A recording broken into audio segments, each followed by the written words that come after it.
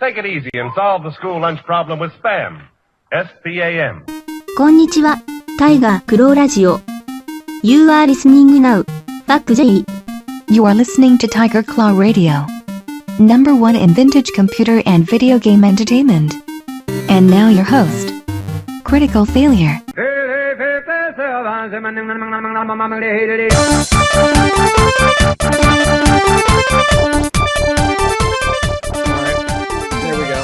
How's that working? Welcome everybody to Tiger Claw Radio. I'm your host, Critical Failure. This is episode number 285. My goodness, has it been that long?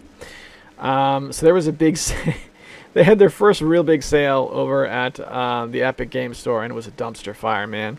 In the Vancasts this week, I talked a little bit about the Epic Store, and I had some gripes with it. I had no idea how bad it was going to get. So we're going to talk about that much later in the show. Also, the date for the Steam Summer Sale has been leaked.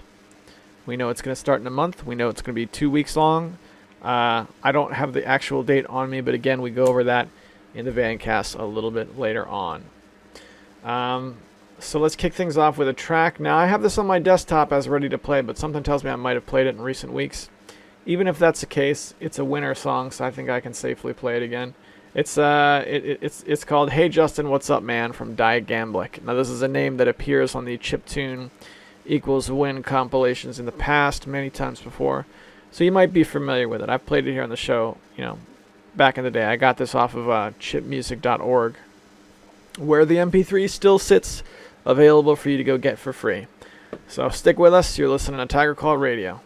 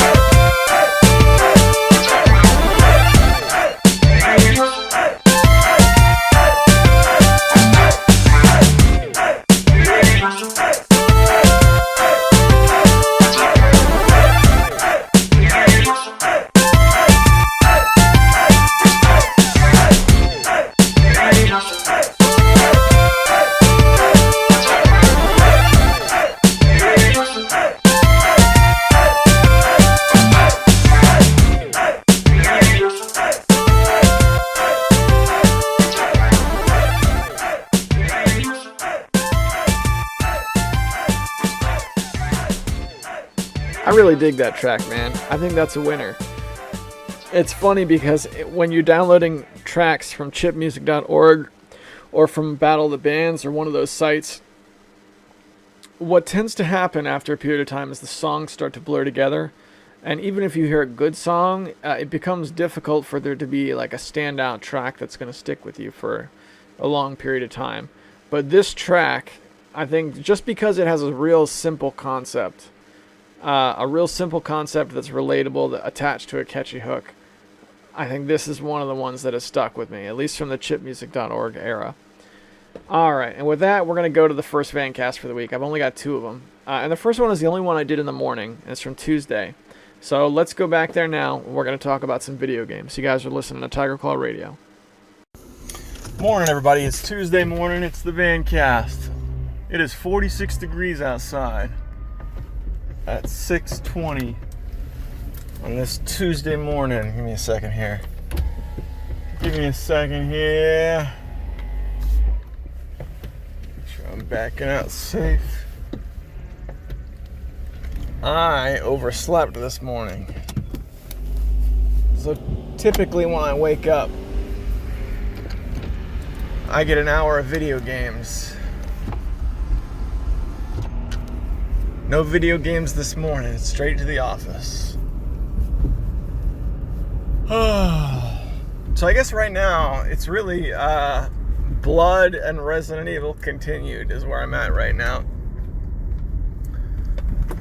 Yesterday I was over on the Steam forums and I was trying to find players for Resident Evil 5 and 6 multiplayer modes, because those games have like co-op multiplayer, but they've also got several arcade style multiplayer modes where you can like shoot each other and stuff, but you're not going to be able to log on to the game and just jump into a server. If you want to play those multiplayer, you have to know somebody who wants to play. So Swingle and I have been playing multiplayer in Resident Evil 6. It's been a lot of fun. We play just about every night. We played last night and had a great time.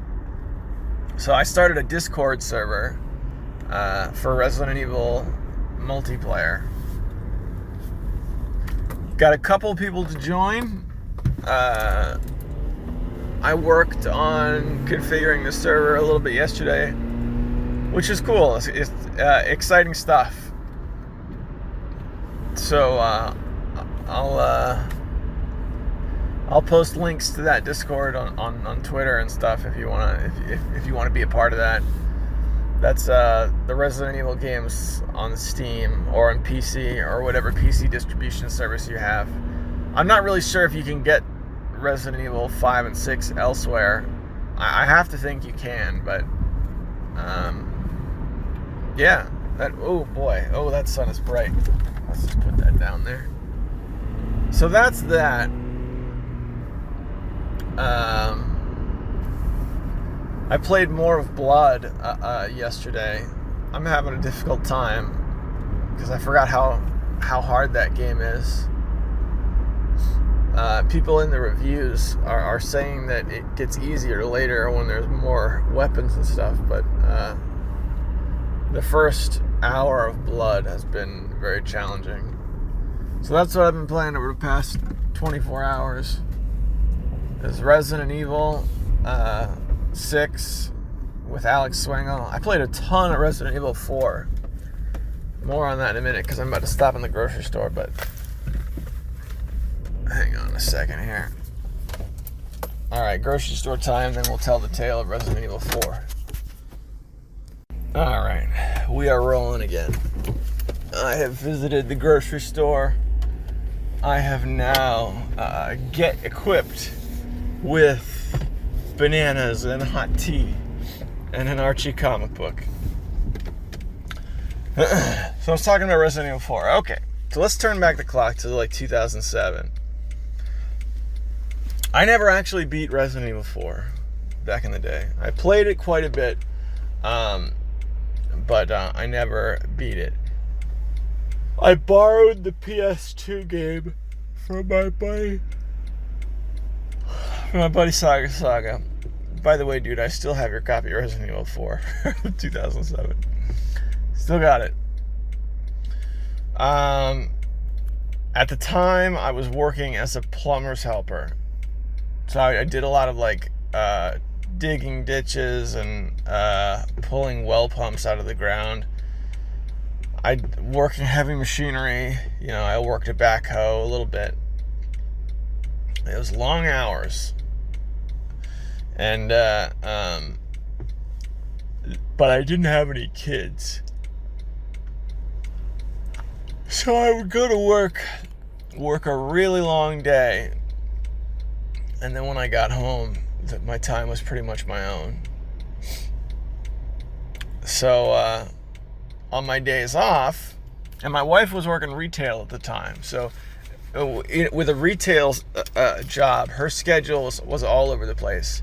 So I would very frequently have, you know, my Saturday would just be me and my PS2. And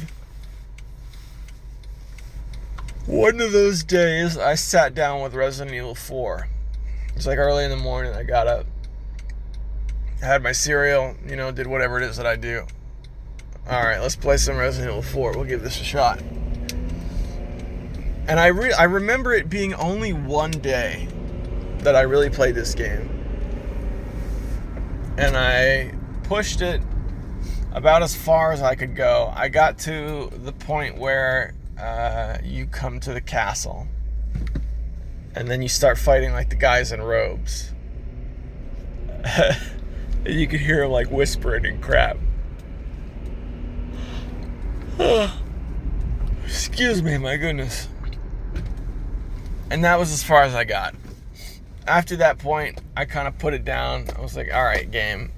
I think I'm done with this. It was the end of that one day off. And then by the next time I had a day off, I was ready to play something else. I was playing a lot of Final Fantasy 12 at that time. That was my favorite PS2 game. And I never really revisited Resident Evil 4 to the same degree. I wanted to beat it because I liked the game. Early on in the Resident Evil franchise, excuse me, when those first 3 Resident Evil games were coming out, I was of the opinion that these were like the greatest video games in the world. I didn't have a computer that could run Quake, I don't think, when the first one came out. That didn't come until later. So, yeah, playing Resident Evil 4 was kind of a big deal for me. But since I didn't beat it, I revisited it recently. I bought it in like the last major winter sale. So I've only had it in my Steam collection for probably like 6 months now. And playing a lot of 5 and 6 with Alex Swindle, I revisited it in the last month. And I played it a ton yesterday. I've actually finally, for the first time in all these years, surpassed where I was that one day. Got to the castle, kept playing. I got to like the hedge maze. That's where I left off. The very last thing that I did was I watched the cutscene. Excuse me, where Ada Wong shows up. So, based on what I've seen on the internet, it looks like I'm about halfway through the game. Because I've put about 7 hours into it right now. And most people's metrics are saying it's a 16-hour main story campaign. So we'll see. So that's been pretty cool. The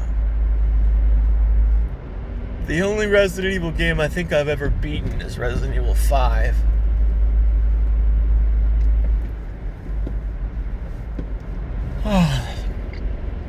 So it would be nice to add another game to the list of games that I've been able to beat. Because that list is remarkably small. I mean, I've talked about this on the air before. I don't tend to beat games very often. It's just not something that I do.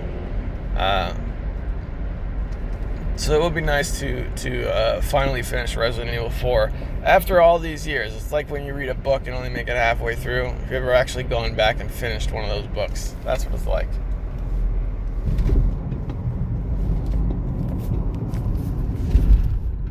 And hopefully I'll be able to get my Discord server populated a little bit so I can play some of the multiplayer modes in 5 and 6 and hopefully unlock some of those achievements. I got really into getting the achievements for Resident Evil 5 a while back, and some of them are just, bound in the multiplayer. You have to play some of those versus modes and win like 30 times or something, and the only way that's going to happen is if that becomes the mode that you play for a while. I have to imagine they made those achievements just to try and keep those multiplayer modes populated, but it didn't work. Blood is much easier to get going in multiplayer. Every time I've opened Blood since I bought it, the multiplayer has been populated with at least 5 or 6 servers. That first day, there was like a whole page of servers. It was crazy. I took a screenshot of the server list. It's like when I revisit this game, several months down the line, these servers are going to be all gone. But it was cool to be part of it that first day it came out. Alright, so what would I be doing if I was back in my office, back at home? Last night, I had a killer session of Resident Evil 6 with Alex Swing. We played the main campaign for like an hour and a half, and then we rounded it off by playing Mercenaries for like an hour. I would probably play Mercenaries in Resident Evil 6. That's what I would do. I'd get on Twitter and post the link for the Discord, try and get some people in there, and then I'd probably just hang out in the Discord and play Mercenaries mode. That would be fun. I got a big stack of cassette tapes from the thrift store last time I was there, and most of them are like hair metal bands, like Great White. I got a Great White tape. Listen to some hair metal and play Mercenaries. That'd be fun. But for now, I'm gonna go do my Tuesday at the office, and I'll see you guys back in the studio. We're back in the studio, and I'm still running that Discord. I'm still learning a lot about how Discord works from a server administrator perspective, but it's been great. We got a few members, and we're off to a good start. So hopefully I'll be sitting down for some Mercenaries mode as soon as we're done with TCR tonight. For now, let's do this. I got a bunch of new music, but I have it all on my laptop. I don't have it on my desktop.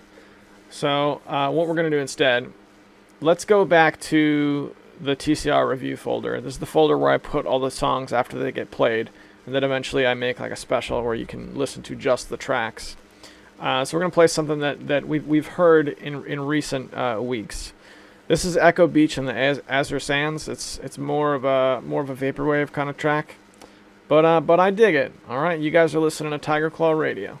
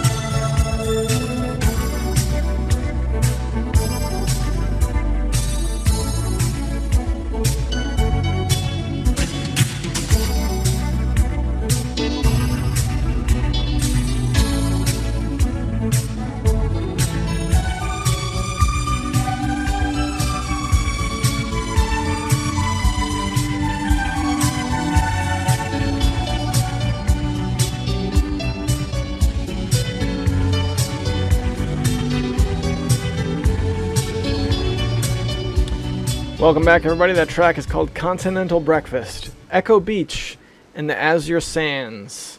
And that is a free album. So that's one you can go download yourself a copy and jam out to it right now. It's good stuff. I would recommend doing that. It's it's one of the better albums from the sea of vaporwave that I've come across in recent weeks. That's one of those stick with you albums. All right, and before we move on, I just want to take a minute, as I normally do, to thank the sponsors.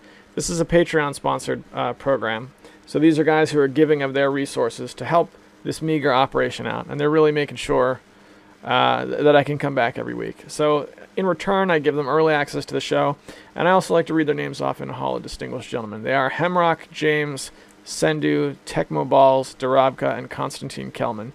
Thank you guys so much for supporting the show. It makes a huge difference. And with that, let's talk some more video games. We're going to go back to the van. I've got one more van cast. This one's an afternoon van cast, which I don't do very much. Here's the thing. This is where I really went down the rabbit hole of talking about Epic Games and really trying to understand why I had a problem with Epic Games. And immediately following making this recording, I figured out how bad it really got. So we're going to do the van cast, and then we'll talk a little bit about the debacle that was Epic's first big sale when we come back. You're listening to Tiger Claw Radio. Let's go to the van. All right.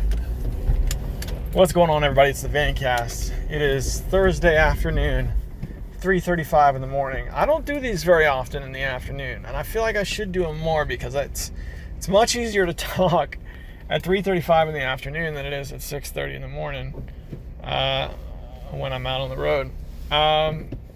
It's sunny out. I don't know exactly what the temperature is, but it's got to be in the mid-70s. It's great. What a day. Several things happened in the gaming news front. First and foremost, see, I got a few things here on a piece of paper to go over. One of them regards Terraria. That's the game that my kids love. I play it with my son quite a lot. Terraria is one of these games where I played it a lot when it came out, and then I kind of let it go. And then my kids found it later on, and then we played again. But when it first came out, it was the game. I put 79 hours into Terraria in the first 2 weeks of owning it. Something I've never done before or after. The only exception to that may be with Minecraft, because when I first got Minecraft, it was still in alpha state, and it didn't hold those kinds of metrics. So I have no idea how much time I put into that game at first. Right. So the creators of Terraria have said they're never going to be releasing any game exclusively on Epic. No, hang on a second. I want to read exactly what they said. Yes, I'm going to read this while driving. No Relogic title will ever be an Epic Store exclusive. Hang on a second, I have to put it down here. Getting stopped by a school bus, throwing up the sign. Alright, I know now I gotta stop for these things, even if it's a 4-lane highway. Right, yeah, no amount of money could be offered for us to sell our souls, which is what they said. So apparently they feel that releasing on the Epic Store exclusively equals selling their souls, which is a pretty hearty blow or a hearty jab at Epic, in my opinion. Not that I think Relogic would really make a big dent in them by selling something, you know what I mean? It's not like Relogic is really the deciding company, but it's interesting to see companies, not so happy with Epic. I don't know. I don't really know what to make of this situation, because I hear people say, why does it matter what marketplace a store decides to sell its game on? Why would that matter? And it matters to me because I don't like using the Epic Store. I went in, and the funny thing about it is, as much as I complain about the Epic Store, I had it installed like this whole time. I had the Epic launcher and the Epic storefront. It's been installed in my computer throughout the entire like controversy of the Epic Games storefront. And the reason why is because I played a little Fortnite with my friends back when that was at the peak of its popularity. I don't know, man. I was thinking about this the other day. Remember like last week or a couple weeks ago when I covered this? I talked about Tim Sweeney, about how he was a legend in computers. What bothers me about this is he's got a long history of like innovating, right? At first creating games like with Jill of the Jungle and ZZT and all that, and then working in the Unreal Engine. All of that contained innovation. And I look at this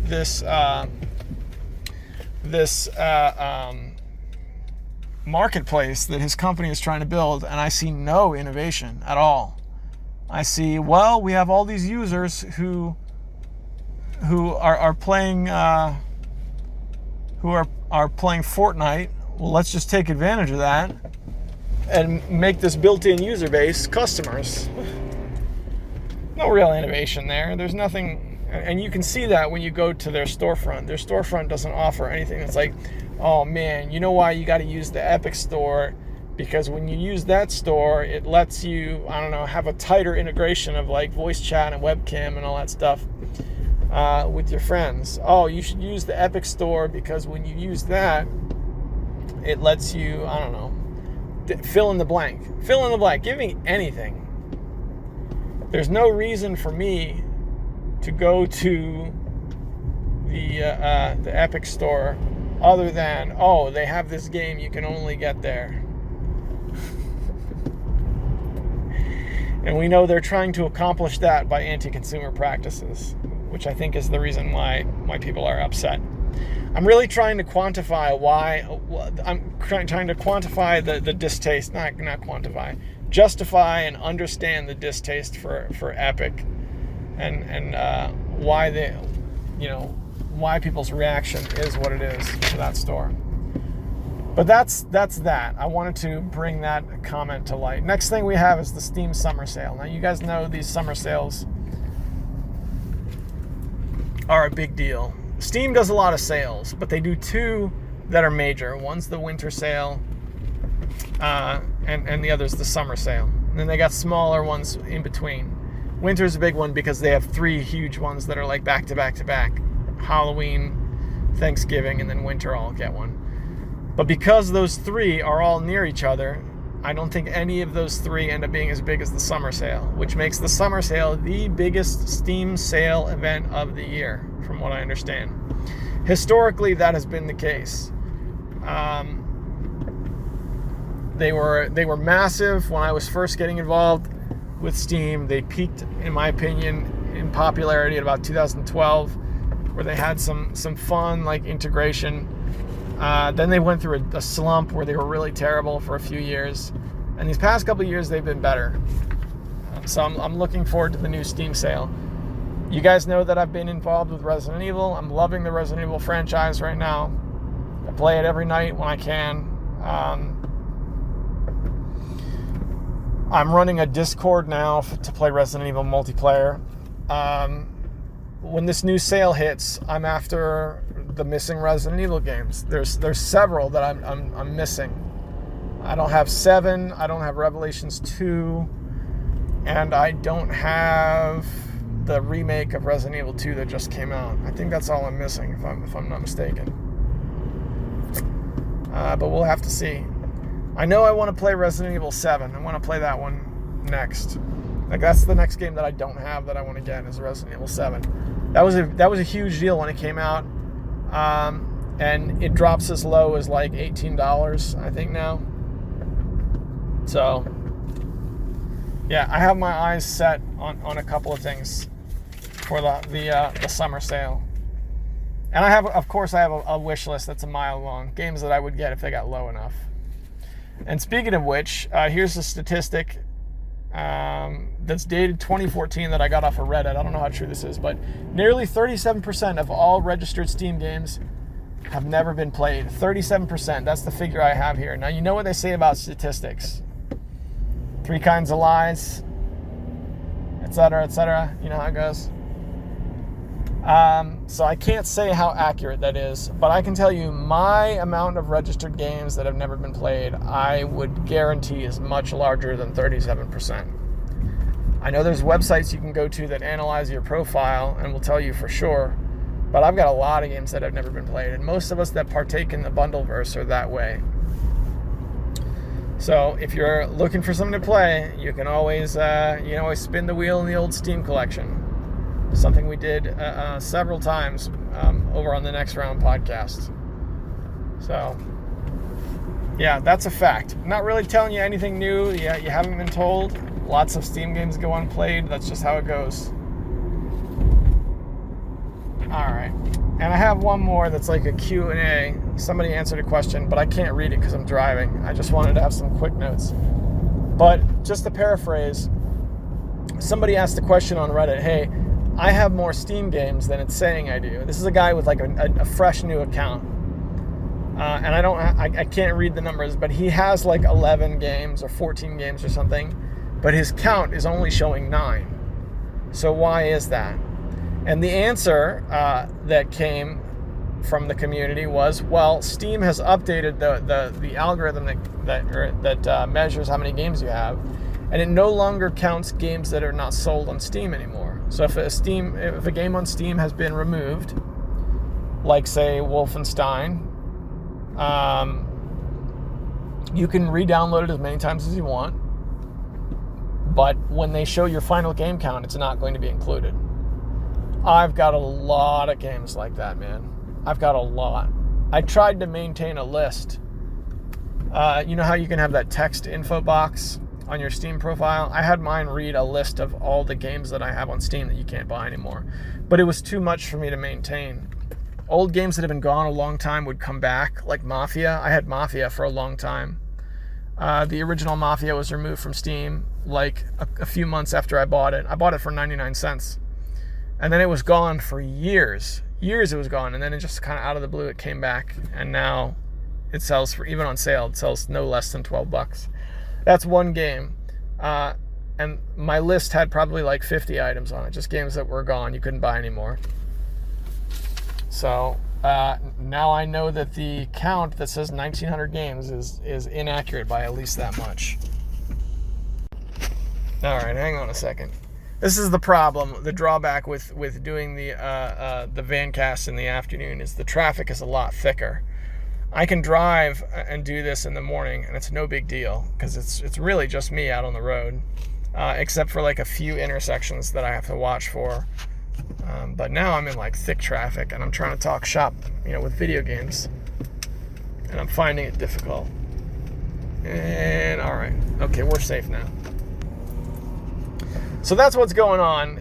You guys know I'm a big Steam user, a big PC guy. I would be interested to see, there are certain programs you can get, external programs, which add an additional, what would the word be? Front end to your games, right? So Steam has its own sort of front end that you can use to pick games. You can set it up so that it's a list, a text list. You can set it so that it has small icons, or you can give it these great big Steam tiles, right? You guys know the banners that I'm talking about? And you can pick out your game from that list, and you can categorize it, and then up, and away you go. Well, we have the ability to add games that are not in Steam to that list. We've had that ability forever. And then you can go to this website and download a banner and give it a banner. There you go. So you can add games to your Steam website, or to your Steam library, from all the other shops and whatnot, right? So you could download the Epic Store, and then you could get, say you bought, I don't know, you bought that Anno game, Anno 1800, which is now unique to the Epic Store. You could still set it up so you'd have a launcher in your Steam library. All right, well, that's fine. But that's one game. It's feasible to do that for one game. But what if you're really maintaining all these different accounts, right? I maintain an Electronic Arts account over on Origin because I have Sims 2 over there, and I also have the classic Command & Conquer games. You can't get anywhere else. Those are enough for me to maintain that account. I still go in there and play games every once in a while. So those plus GOG plus now Epic. Okay, suppose we had a new program that had its own front end and not Raptor, because that sucked. I would like to see what sort of options there are for that sort of a thing. Get something like that. I've talked about this even last week, how we said we're going to see it contribute to Discord's popularity. Oh boy, I'm in the middle of a big intersection now, boy. So that's one thing to consider. Something that controls, maintains its own records of time, of how long you play a game. Something that maintains its own way to communicate with other people that use it. And it could do that. It could do that simply and successfully by integrating. Hold on a second. By integrating Discord. Okay, how could you make a front end and expect other people to use the front end, right? Not all your friends would want to use it. Well, that's fine. Well, it wouldn't have its own communication system. You could just integrate Discord, and there you go. And that would be your communication system. And you could right-click on people, and it'd be like, find users Discord or something like that. I was just throwing around ideas. They did it with chats, right? In the olden days, we had AIM, which is like the AOL Instant Messenger, and we had Yahoo, and they had its own chat system, and then it was MSN, and then there was like a bunch of other ones. And then we had a program called Trillion, where you could log on to all of them at the same time and keep track of which friends you had on which. And I think now we have a program called Pigeon that does the same thing.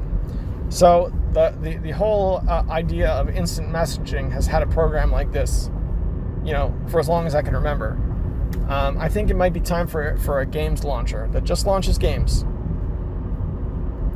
You could add local MS-DOS games or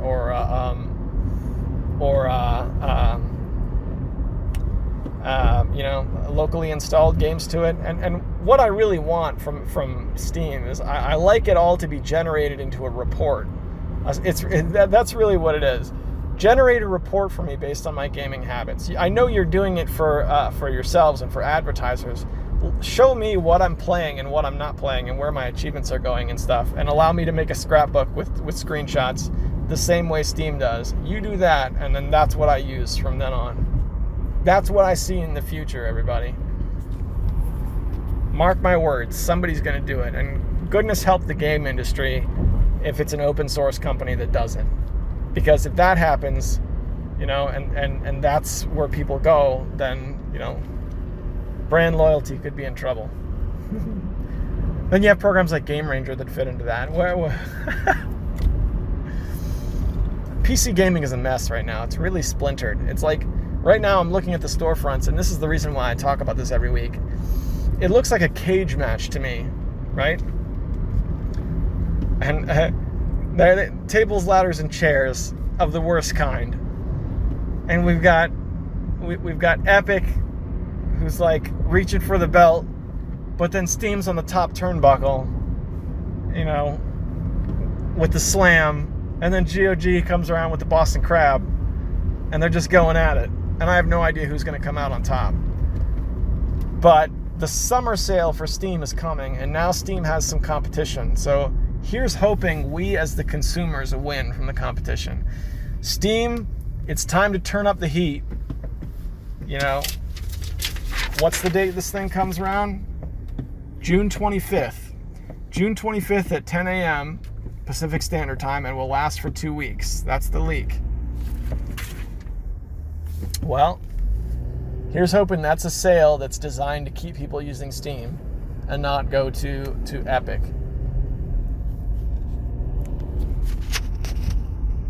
I'm talking about this again. What a huge deal for the way I play video games.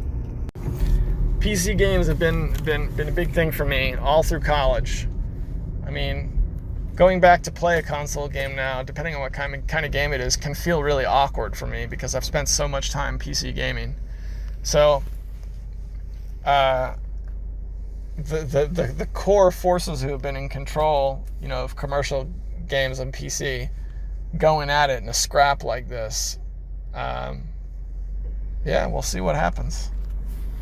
Apparently, Relogic says that dealing with them being exclusive with Epic is selling your soul, though. So who knows? Yeah, who knows, man.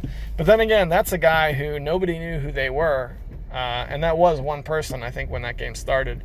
Nobody knew who Relogic was before Terraria, was coming out, before that was on Steam. So here's a career that was built on Steam, top to bottom. Never mind, the percentages that Steam takes, whatever. None of that matters. That's a guy who was nobody or was not known, then created a product and worked with Steam, and now is set for life because of his product on Steam. Guaranteed that original developer is set for life. There is no question about it. That game's been around since like 2012, and people are still buying the goodness out of it.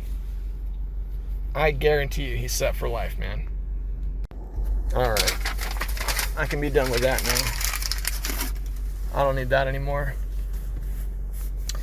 I got to mess with Fama Tracker a little bit today. I feel like I'm so close to getting this little EP out. I feel like I'm doing the same thing with my newest chiptune album that I did with the last one. I got really close to done, and then I let it sit, and I walked away. And I did the same thing with this one. This one's only got 3 new songs. And then a 4th one that was a bonus track on another album. So 4 songs that are all almost complete, and I just walked away from it. Well, I reapproached it yesterday afternoon. I just opened up Fama Tracker on a lark, and I started playing what I had and just listening to it. Not necessarily doing any work, but just listening to it. After distancing myself from the 3 songs that I made, going back to listen to them, I'm pretty proud of that work. I was like, oh yeah, I forgot about these. This is really good. So I'd like to see that come to a head in the next couple of weeks. Make my submission over at Battle of the Bits and release the EP. So keep an eye out for that. And as I usually like to close these things, what would I play if I were back home with no responsibility? And that no responsibility is a huge caveat. Because, yeah, I'm going home right now.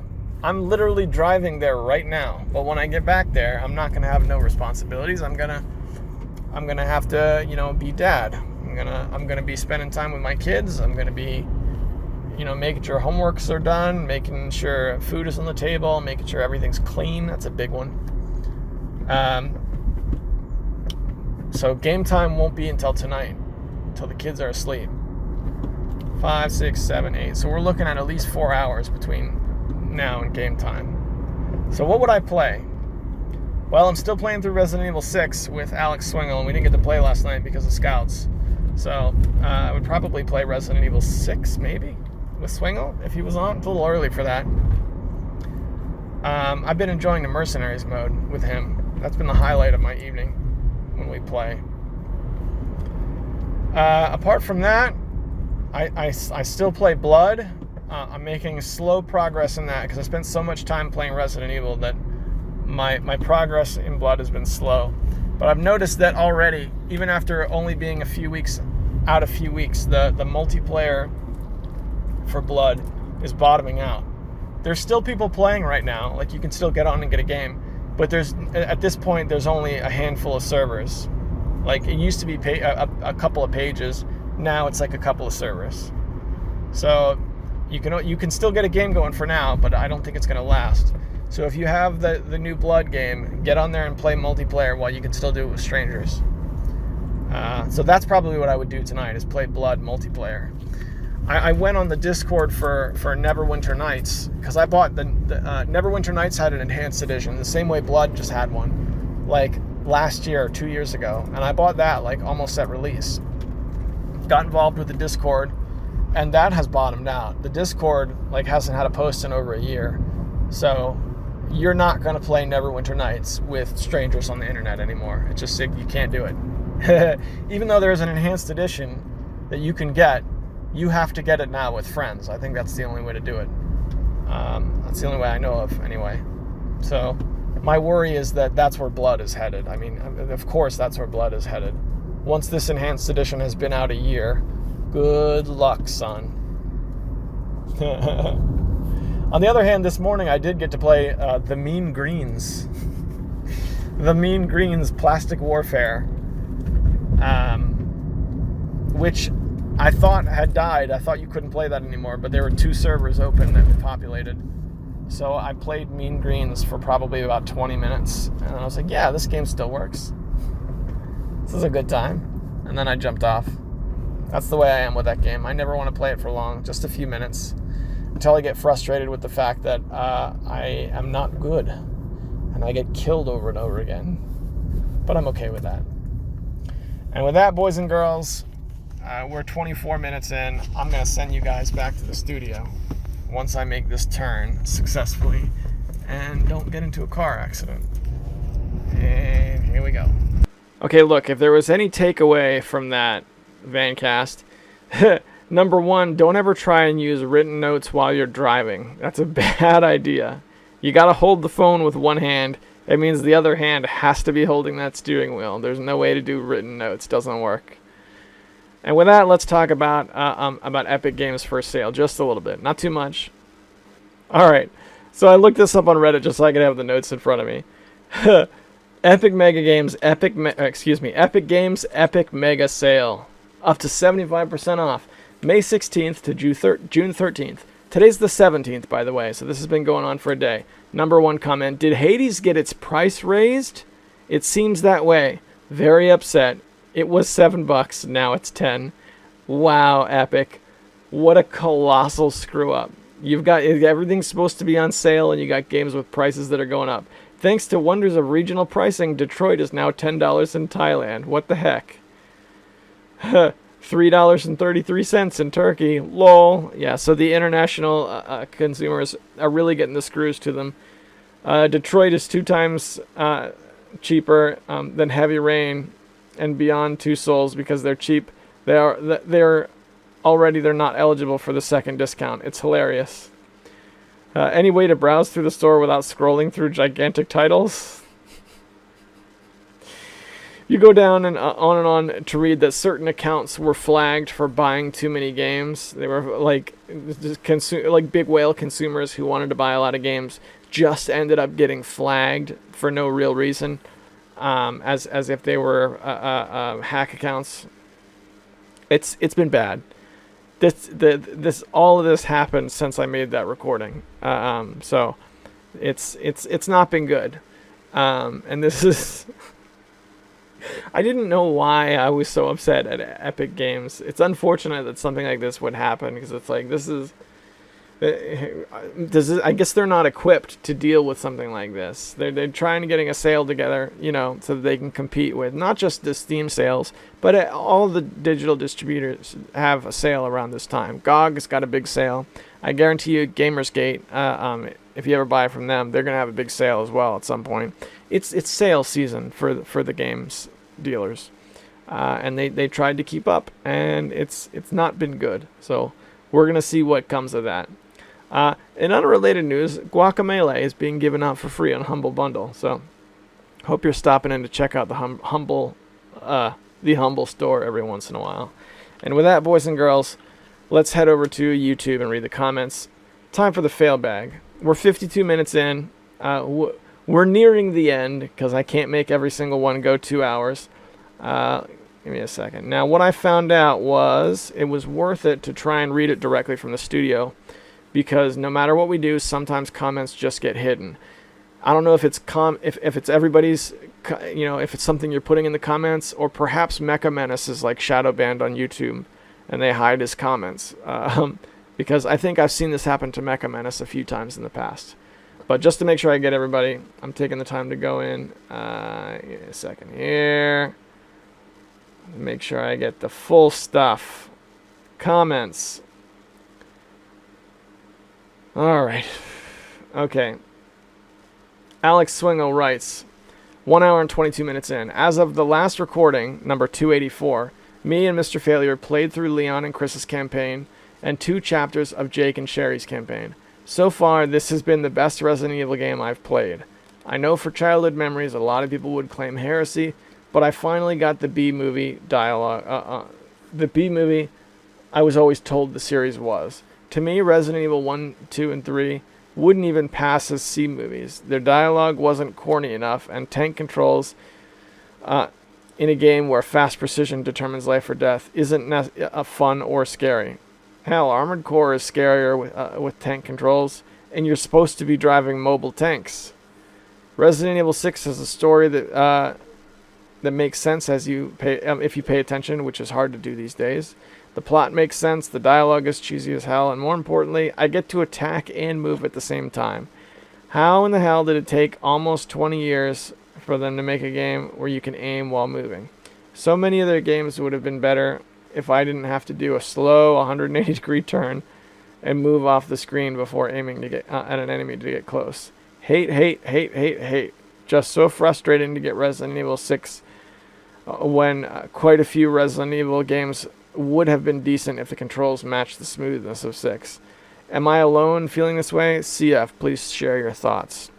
No, I think 6 has a lot of really good stuff going for it. I wouldn't say it's my favorite, because the problem I've had with 6 is when we get to the end of the campaigns, the boss fights just wear out their welcome. This happened with both Leon and Chris. Leon's got this guy who like turns into a monster and then back into a person, then back into a monster. You got to fight this guy like 4 or 5 times. And then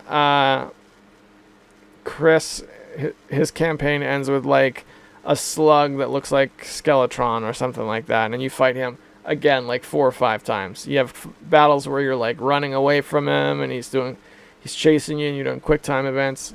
It's like, all right, I get it, you can do a couple of forms, but eventually it's like, where's the final form already? So I think that is a big detraction because it's like the last thing that you experience in the campaign. So it leaves a sour taste in my mouth in an otherwise fun campaign. Those campaigns are great. There's ammo, you know. I haven't been running it. I'm simultaneously playing through Resident Evil 4 while we play through this. So in Resident Evil 4, I'm like shoestring budget with bullets. I gotta be really careful and make sure I'm not wasting them all, because I'm not playing on easy, I'm playing on normal. And I feel like that can be a problem because I'm always on the verge of like ruining my save file, you know. I may beat this next section, but if I beat this next section without any ammo left, then I can't save. Otherwise, my save file will be ruined. Yeah, so I think I like 5 better just because I had such a blast playing through 5 in co-op. But 6 is an amazing game. It's really, really good, especially Mercenaries mode. Mercenaries mode is so much fun in Resident Evil 6.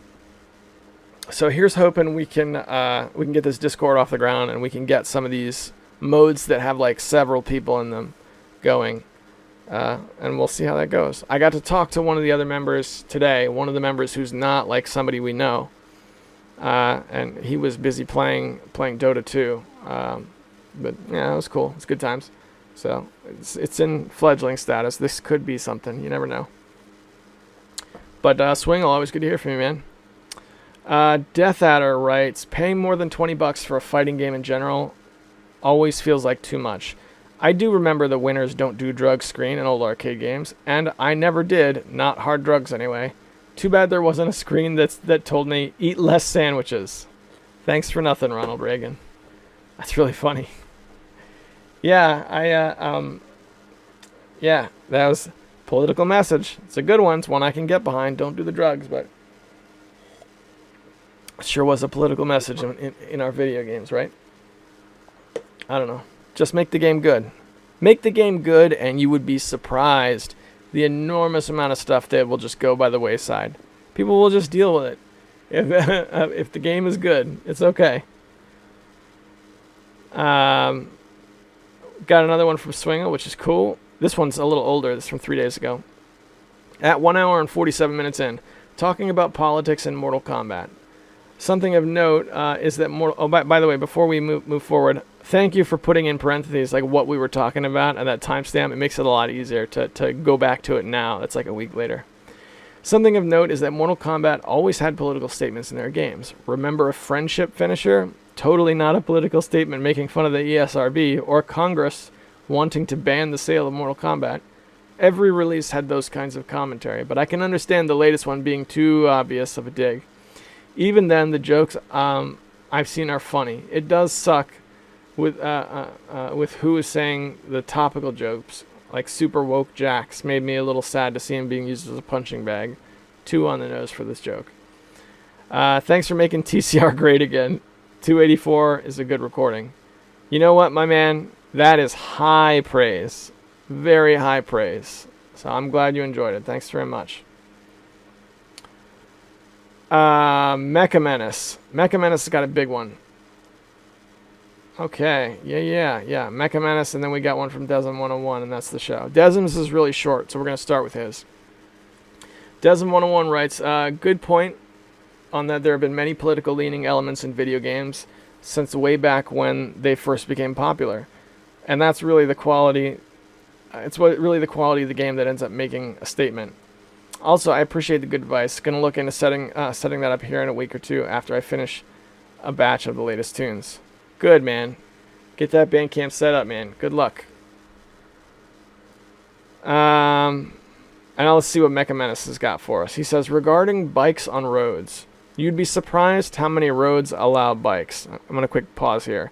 As far as I know, every road that is not a highway allows a bicycle unless it implicitly says no bikes.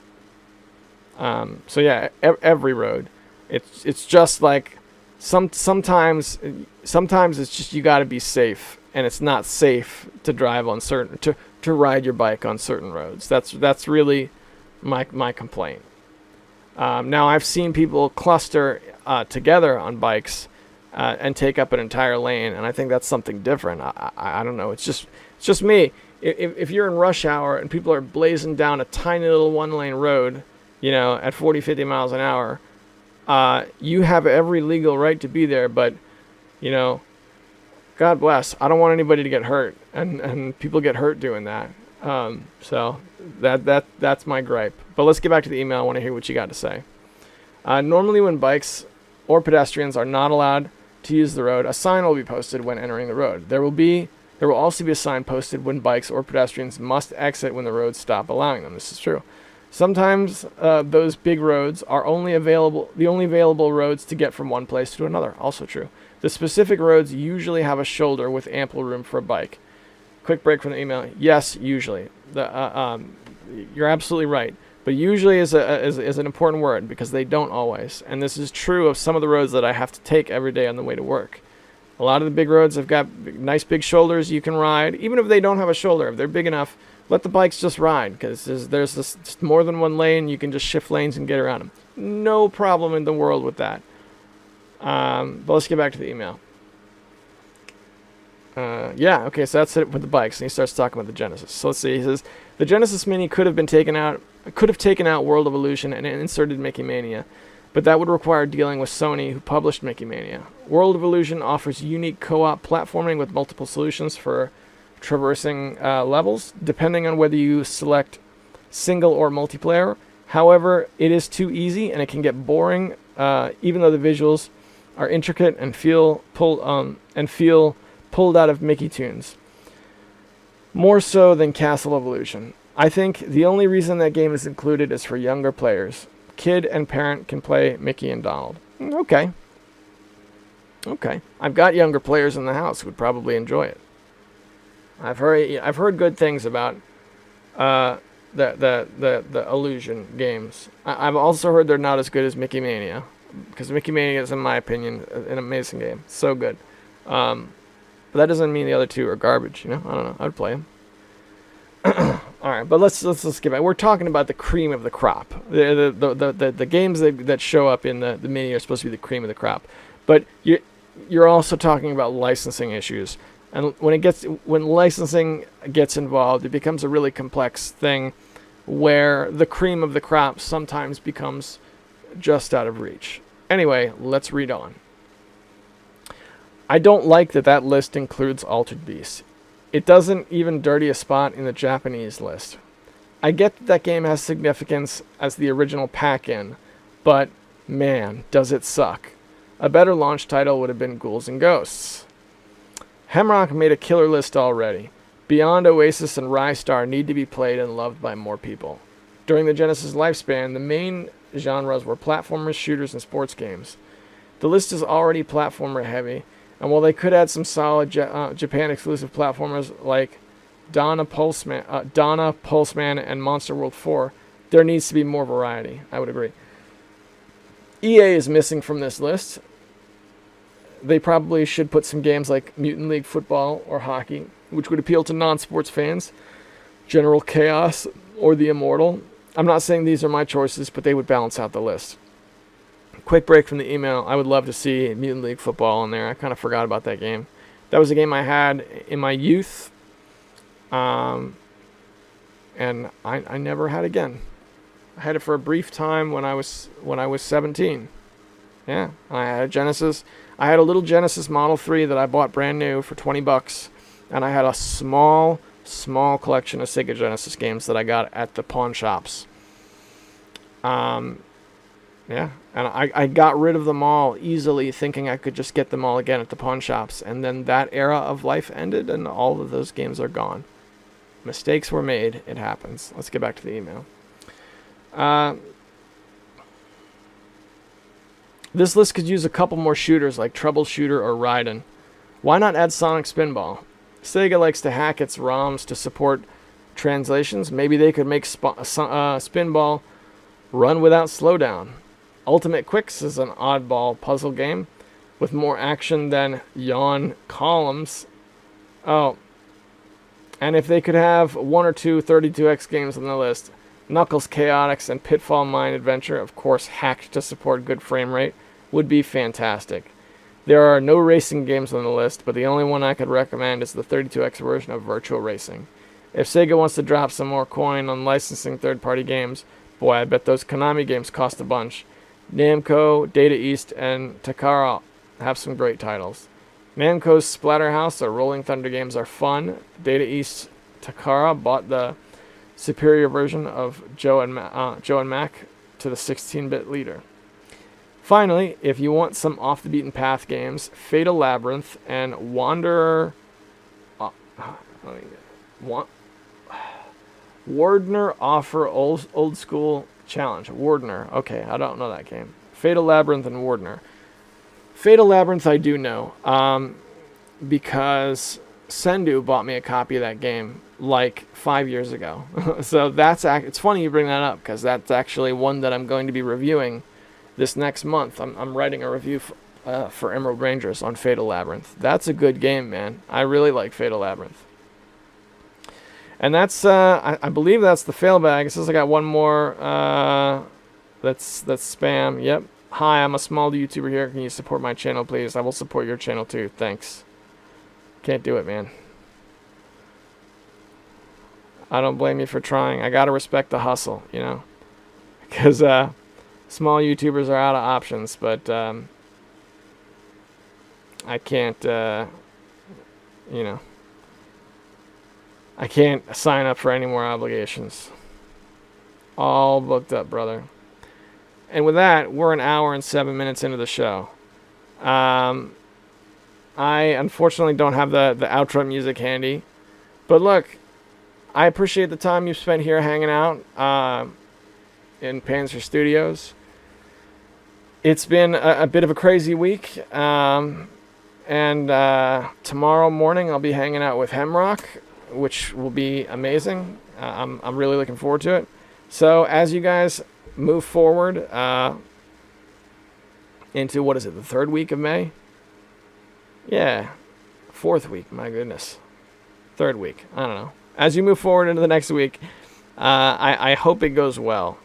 And I want to encourage you to just be tenacious and don't let them get you, all right? wishing you all the best. I'll see you next Monday.